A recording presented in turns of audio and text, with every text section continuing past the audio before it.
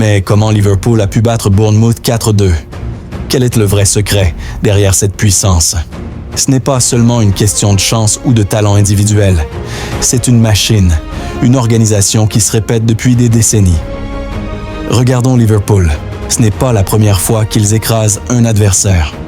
En 1990 déjà, ce club dominait l'Angleterre avec un football rapide, discipliné et surtout une culture du travail. Mais ce qui a toujours fait leur force, c'est leur intensité à l'entraînement. Jürgen Klopp appelle ça le Gegenpressing. Chaque joueur court, chaque joueur presse, chaque joueur sacrifie son énergie pour l'équipe. Prenons un autre exemple.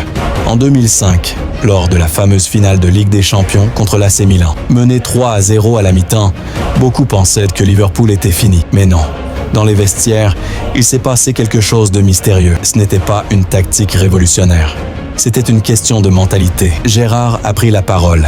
Les joueurs ont senti cette force collective et ils ont renversé le match pour gagner au tir au but. Voilà le secret. Le mental, plus fort que la technique. Mais Liverpool n'est pas seul.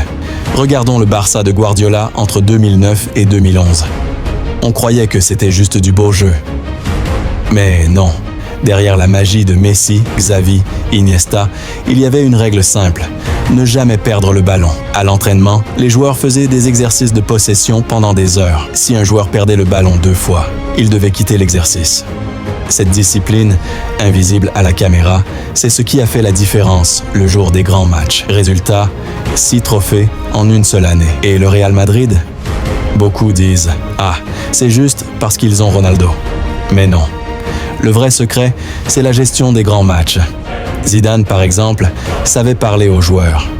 Il savait calmer les esprits, gérer la pression. Voilà pourquoi le Real a remporté 3 Ligues des Champions d'affilée entre 2016 et 2018. Leur secret, la sérénité, l'expérience et surtout une préparation psychologique hors norme. Alors, on pourrait croire que ces clubs sont différents. Mais en réalité, ils ont un point commun. Un mélange de discipline à l'entraînement, d'intensité dans l'effort et d'une mentalité qui refuse la défaite. Liverpool a son pressing. Le Barça avait son tiki-taka. Le Real a sa mentalité de roi d'Europe. Voilà ce que les caméras ne montrent pas.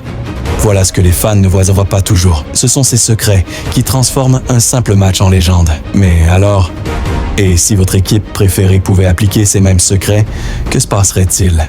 Pourrait-elle devenir, elle aussi, une légende du football mondial?